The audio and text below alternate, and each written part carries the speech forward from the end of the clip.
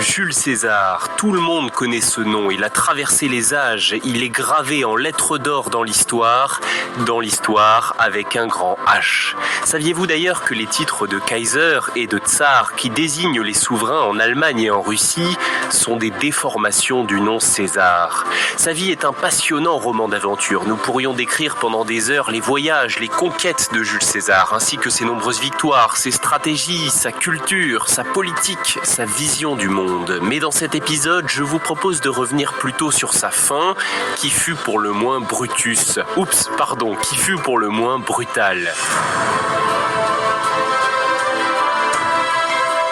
On va d'abord casser deux idées reçues. La première, c'est que Jules César n'était pas empereur. Et non, il ne l'a jamais été. Le premier empereur de Rome sera Octave, son petit-neveu et fils adoptif. Je vous en reparlerai à la fin de cet épisode. La seconde idée reçue, c'est celle d'une Rome toute puissante et unie sous César. C'est loin d'être aussi simple. Pendant sa jeunesse, la République de Rome, qui existe depuis près de 500 ans, est agonisante. Son immense territoire est divisé en provinces. Des généraux se disputent le pouvoir et les guerres civiles sont incessantes. Jules César, lui, est un patricien, c'est-à-dire un citoyen qui appartient par sa naissance à la haute société romaine. C'est un très bon orateur et il sait se faire apprécier du peuple, de ceux que l'on appelle les plébéiens, la plèbe. En l'an 59 avant Jésus-Christ, alors que César est âgé d'environ une quarantaine d'années, il obtient ainsi la charge de consul. Il fait office de médiateur entre les deux hommes forts du moment, Pompée et Crassus. À eux trois, ils se partagent le pouvoir et forment un triumvirat. Le pouvoir, ça lui est tombé dessus comme la misère sur le pauvre monde, il n'a pas les épaules. Oh que si. De 58 à 51 avant notre ère, Jules César s'impose comme un conquérant, notamment lors de la guerre des Gaules, avec sa célèbre victoire décisive contre les troupes de Vercingétorix à Alésia. Pendant ce temps, Crassus meurt et Pompée profite de l'absence de Jules César pour être nommé unique consul de Rome. Le sauveur de Rome. Cela ne plaît pas du tout à Jules César, et fort de son succès en Gaule, il marche sur Rome avec son armée puissante et fidèle, et Pompée prend la fuite. César le poursuit et remporte une victoire décisive à Pharsale en Grèce en moins 48, puis vient à bout de ses derniers partisans sur le continent africain, puis dans le sud de l'Espagne en moins 46 et en moins 45. Ça y est, débarrassé de tous ses rivaux, Jules César est le seul maître de Rome. Il s'autoproclame, ou plutôt se fait nommer par le Sénat, dictateur à vie de la République romaine. Il porte aussi le titre d'impérator, chef suprême des armées. Il n'est pas pour autant empereur, je vous le rappelle, puisque Rome reste une république, tout du moins officiellement. Officiellement. Sans attendre, Jules César engage des réformes. Il modernise l'administration, réorganise le Sénat en l'ouvrant notamment à des familles de notables provinciaux, des Celtes et des Gaulois, ce qui évidemment déplaît à de nombreux patriciens. En revanche, les plébéiens, eux pour la plupart, apprécient ces mesures. Jules César dépense également sans compter pour la grandeur de Rome, en faisant des travaux, en bâtissant des temples, et pour tout cela, il n'en est que plus apprécié du peuple.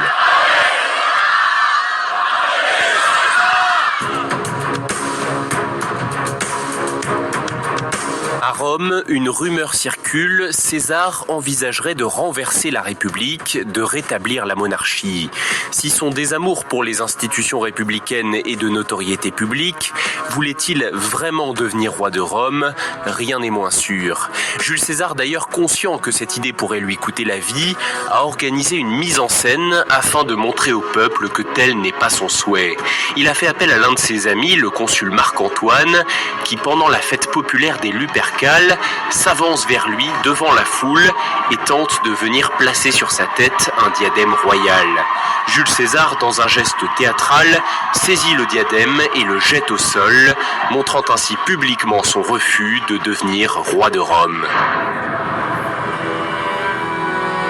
Seulement, la rumeur ne désenfle pas, surtout au Sénat où de nombreux hommes politiques craignent plus que tout un changement de régime.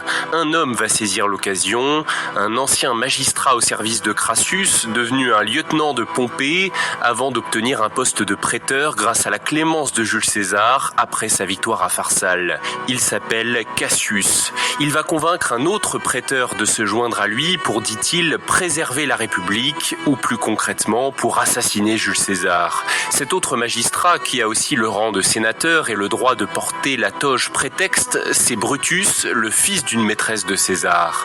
Contrairement à une idée largement répandue, il ne semble pas que Brutus ait été adopté par Jules César. Il s'agit d'une rumeur rapportée par le biographe Plutarque. L'autre hypothèse selon laquelle il serait le fils naturel de César est aussi rejetée par la plupart des historiens modernes. Ensemble, Cassius et Brutus montent une conspiration et rallient à leur cause entre 60 et 80 sénateurs. Les sources oscillent entre ces deux nombres.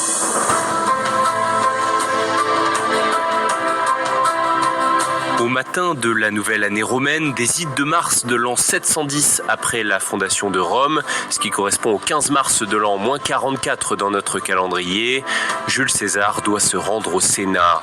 Mais la veille, il a trop mangé et trop bu, il a ensuite mal dormi d'un sommeil agité de mauvais rêves, il n'est pas très en forme et hésite à s'y déplacer. D'autant plus que sa femme, Calpurnia, le supplie de ne pas aller à cette séance. Elle dit l'avoir vu couvert de sang dans un cauchemar la nuit précédente, un bien mauvais présage. César décide de l'écouter, ce n'est pas grave après tout, il n'ira donc pas au Sénat ce matin. Les heures passent avant qu'un prêteur proche de César, un certain Décimus, ne vienne s'enquérir de la situation. S'il a toute la confiance du dictateur, c'est en réalité un traître et il parvient à le convaincre de faire le déplacement. Jules César monte alors dans sa litière vers 11h du matin et il est très en retard quand il arrive enfin au Sénat. À ce moment-là, un des conspirateurs trouve un prétexte pour éloigner Marc-Antoine, toujours fidèle à César, que Brutus souhaite laisser vivre. Quand César entre dans la salle, un des comploteurs s'approche et lui demande avec vigueur de gracier son frère. C'est alors qu'il saisit la toge du dictateur, la rabat vers l'arrière, immobilisant ainsi ses bras à hauteur de ses biceps. Un moyen certainement de vérifier que Jules César ne porte pas de cuirasse, une manière aussi peut-être de le placer dans une position moins évidente pour se défendre. C'est à ce moment que tout bascule, César reçoit un premier coup de poignard. Suétone, haut fonctionnaire romain et biographe de l'époque classique, raconte « Il fut ainsi percé de 23 coups. Au premier seulement, il poussa un gémissement sans dire une parole. Toutefois, quelques écrivains rapportent que, voyant s'avancer contre lui Brutus, il a dit en grec « Et toi aussi, mon fils. » Cette phrase « Tucoque mi fili, et toi aussi mon fils », César ne l'a sans doute jamais prononcée, en tout cas pas en latin d'après Suétone. Quoi qu'il en soit, la trahison de Brutus a dû être pour Jules César un coup de poignard supplémentaire, celui-ci dans le cœur. Alors que tous les sénateurs s'enfuient, le corps de Jules César reste là, allongé sur le sol du Sénat, recouvert de plaies et de sang. D'ailleurs, pourquoi avoir choisi ce lieu ? On peut y voir un symbole. Le Sénat représente la République que les conjurés prétendaient défendre par leurs crimes. Il est probable aussi que ce lieu ait été choisi parce que César n'y était pas entouré de sa garde, les armes y étant interdites. Évidemment, il n'était pas compliqué pour les comploteurs de cacher sous leur toge les poignards qui ont servi à le tuer. À l'annonce de la mort de Jules César, le peuple est en colère. Il exige que, selon la tradition, son corps soit incinéré en place publique, ce qui sera fait 5 jours plus tard.